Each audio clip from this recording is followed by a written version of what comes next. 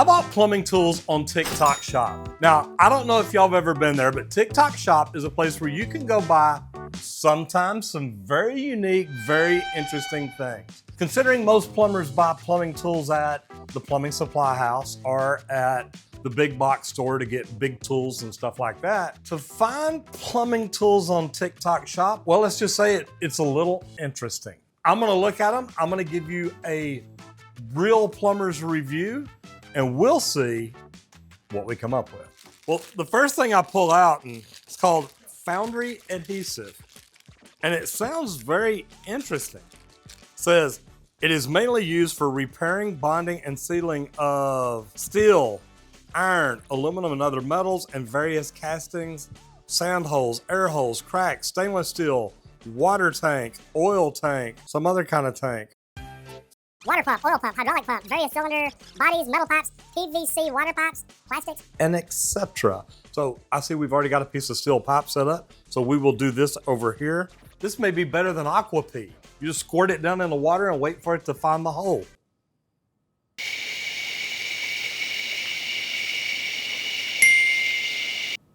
Yeah, I think not. Mix this product in a 1-to-1 ratio. And as you see, the way that they've got it done here, that's gonna be really easy to do. You just unplug it, squirt it, mix it up, and magic.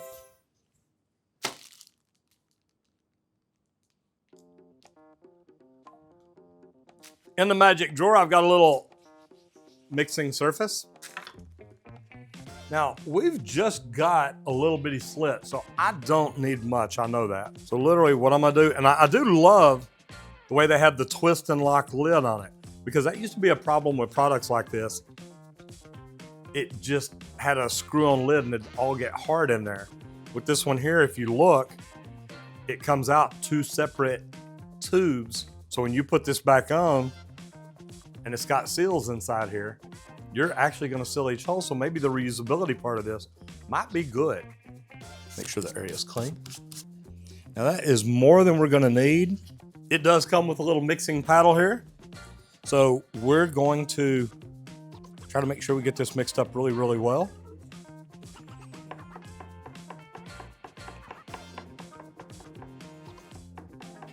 Now I'm sure one of y'all are gonna tell me I'm mixing it all wrong. I'm not a professional baker. So I'm gonna use this same mixing spatula. I know I called it a spatula. I know I'm not gonna be flipping eggs or anything with it.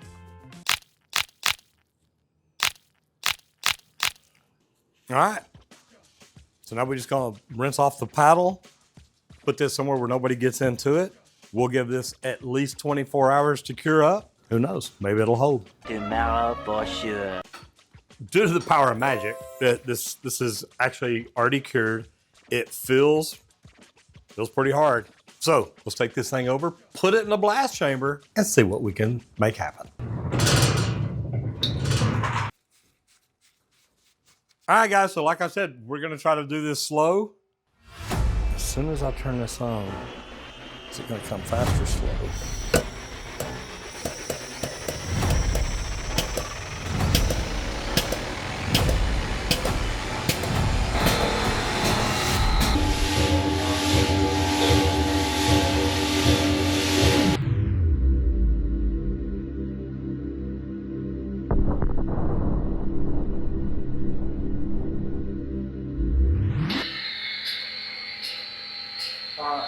Colton said pop right after 2000. If I had a galvanized line that had a pinhole, I might throw that on there just to. Exactly. I'm not. Yes, I would fix it later, but for a quick temporary, oh shit, it's the holiday. Now, the next one's kind of interesting. I knew what it was when I looked at it, but I've never seen one that looks like this. This looks like a multi-purpose drill bit, the way it tapers up to the next level when you want a bigger hole. Those are great bits. But as soon as I looked at this and saw the sizes, I'm like, okay, I understand. It's a swedge tool, which takes pipes that's not quite round the way it should be and can help make them round. But here's what scares me, Randy. That 1/2 inch went all the way in. But it's supposed to swedge, you'd be able to use that to swedge out to make that a fitting in. To make it a fitting. Right? Yeah. I know. Okay, they call this a 5-in-1 tube expander. It says it right there. Tube expander, 5-in-1. What I'm thinking is that it will expand the 1/2 inch big enough that 1/2 inch will go in it. So it basically it's a fitting maker.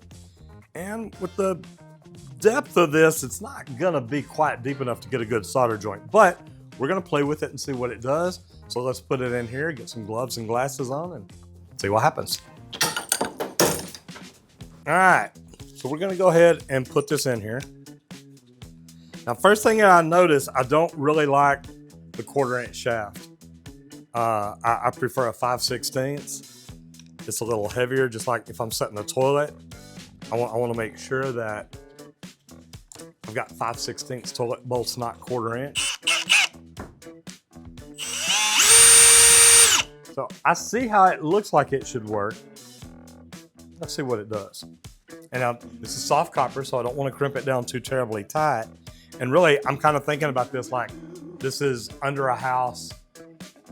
It's down where we're trying to make a repair. We can't get a fitting in there or something like that. I'm gonna see if I can round it out, see what we can make happen.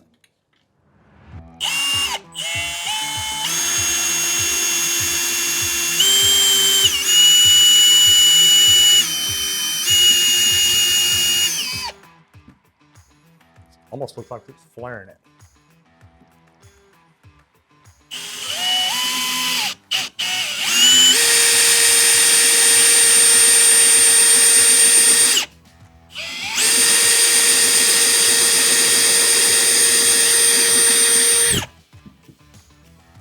Okay, now first thing I noticed is this height. It did expand it a little bit. Also looking at it, it looks like the wall on that got really, really thin. Not quite.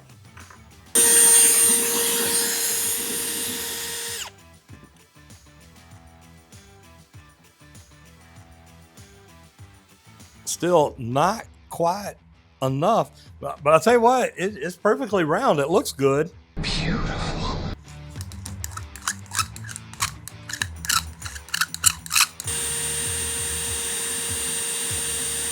It doesn't quite give it enough.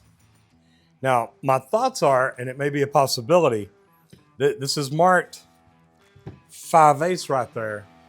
This may be for refrigeration copper, where it doesn't expand it to make a fitting, it just rounds it like a swedge tool can.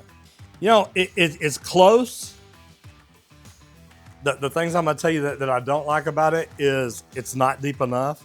It didn't make it big enough where it can slide. Even if it slid all the way in, you're only looking at about 1/4 of an inch, maybe 3/8 of an inch. That's not very deep if you consider copper fittings and how deep the cup actually is on them on 1/2 inch. But hey, on TikTok, it's got 4.5 stars out of 10. That's not too shabby.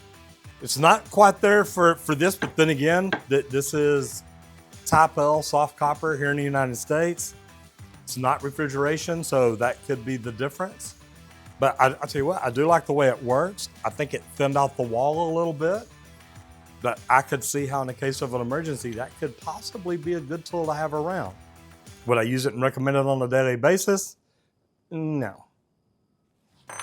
Okay, so the next one I see is really pretty interesting.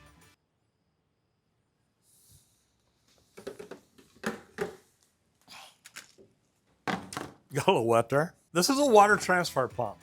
My guys already put everything together and I love the clear hose where you can see it, but it came with some clamps. And if you look at these, well, throw them away. Go to the hardware store, buy some real, probably number 12 hose clamps. Put them on here if you want. It's designed where it fits really good.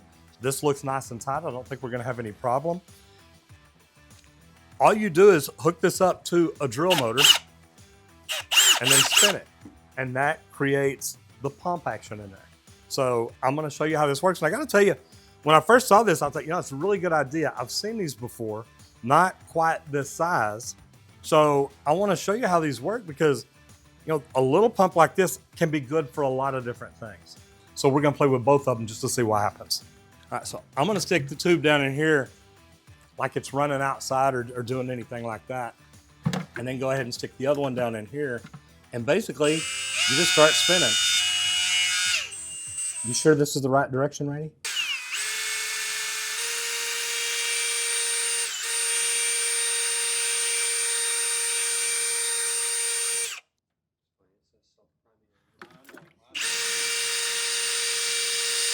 Stick the drill down in the water, the whole pump in the water pretty much.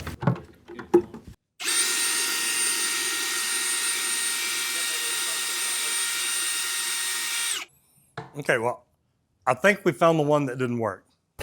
Trash.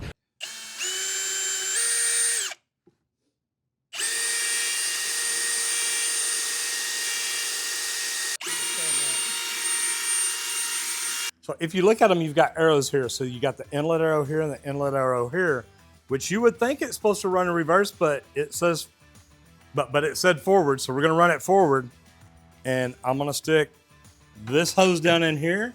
That would be like going out to a bucket or outside to the street or something. I'm gonna put this down in here. I'm gonna try to go ahead and get a little water to kind of help prime it.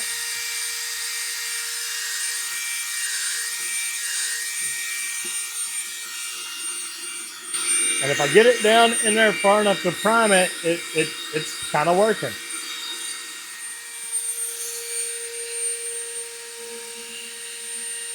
This is a long time and a lot of battery to be moving just a little bit of water, but it is pumping it when I'm not having to do it by hand.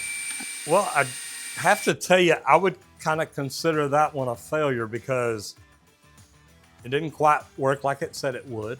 But, I mean, for the price, you may say, hey, it's nice to have around in case I need it. Let's go on to the next one. So this is it doesn't even tell you, it just says made in China. So this next tool is kind of interesting. And I love these. I've seen them before, retrieval tools. So if you look, you've got these 4 prongs that come out. And I gotta tell you, they grab pretty good. I mean, if you look at it, when you get it open and it grabs, I mean, it's pinching in there pretty good. So it grabs pretty well. But what we're trying to do here is see if we can reach in. We've dropped a ring down in the P-trap. And what we want to do, since you can't really see down in there, you're going to have to kind of guess. And me, I know I'm hitting the P-trap right there. So I've got to get this thing to turn a little bit. But if you look at it, it looks like it will. And then I got to squeeze it to get the tongs to come out so that maybe it'll grab something, which bad thing is you're not really going to know if it does or not because you can't see. Now, luckily for me, I've got a clear P-trap. And when you squeeze it all the way in and it doesn't work, that's not much. There we go. Sometimes it works, sometimes it doesn't. And I'm right on it. I mean, I should be able to grab it if it would come out.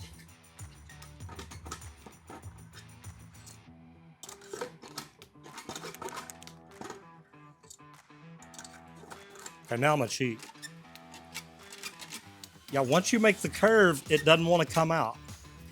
It'll come out here going straight, but then it doesn't want to curve.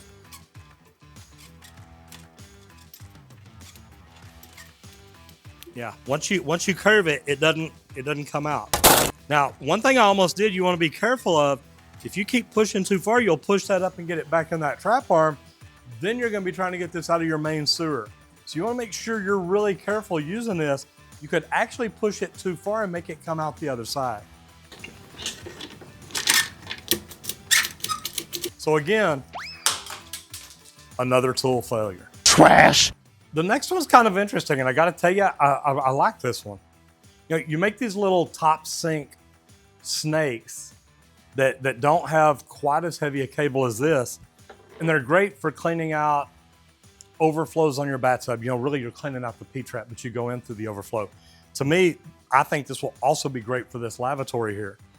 Now, this might be a little long. It may get awkward here, but what I'm gonna do is push on it while I spin it. See how that's flipping right there? You wanna be careful about that. but you see how I'm barely turning it, and now I'm past that bend that I was trying to get past earlier. Now, look how far back this will go. You see this comes out far enough, this could actually go over into the stack, which is normally where you're gonna find your clog. If it's not in that P-trap or that 90, which would be right here, or maybe just going down into a Santee, this is going in far enough that this is really gonna do a good job.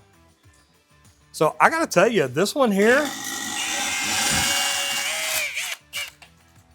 is really good. And this is the same thing that most plumbers come out with, just at a much smaller level. So I've got to tell you, out of all the ones we've done so far, this one is a good one to have. And we'll make sure that there's a link to it down in here. Like I said, we got it on TikTok Shop, but this one I like. I think this is a great idea.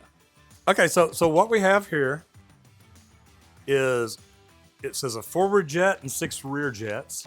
It's got one little bitty hole right here in the tip.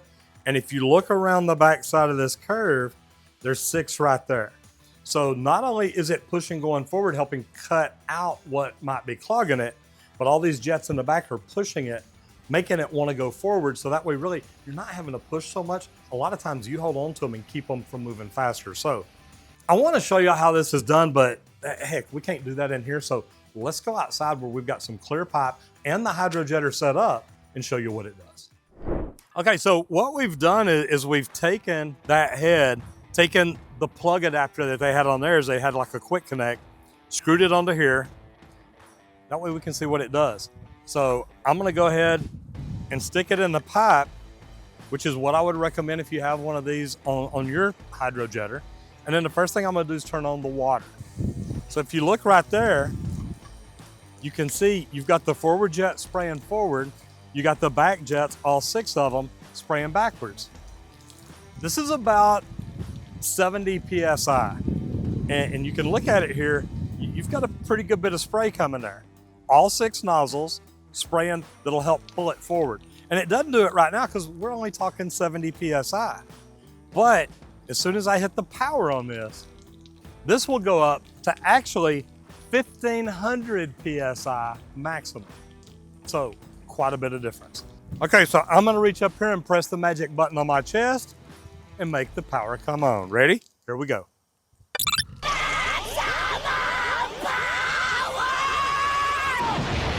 So now you see how much more pressure there is, and I know it's kind of bent, but it's trying to pull itself.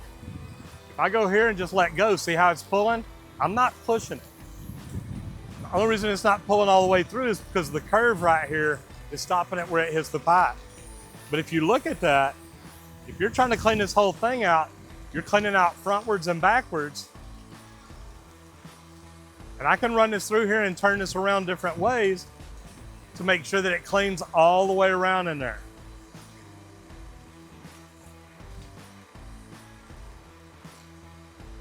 And you look at that coming out the end, that's quite a bit of pressure shooting quite a ways out there. Roger Wakefield, TikTok Shop, plumbing tools for you. What can I do for you today? Okay, not really. Guys, every now and then you're gonna find a tool that works. Every now and then you're gonna find garbage that other companies or other plumbers are trying to sell you. Be very careful of it. That's why I wanted to do it and show you either they do work or they don't. But either way, I'm gonna be honest with you about it. But one thing I want to talk to you about is the pricing. We bought 2 of every one of those tools. So literally we're talking a dozen tools. How much do y'all think we paid for it? Well, to be honest, my team told me we spent about $30. $30 for 2 of every tool. I know, sounds kind of crazy, right? Hopefully you enjoyed this. If you enjoyed this video, do me a favor, hit the subscribe button, ring the bell, and if you like this video, I definitely think you're gonna like this one. Thank you.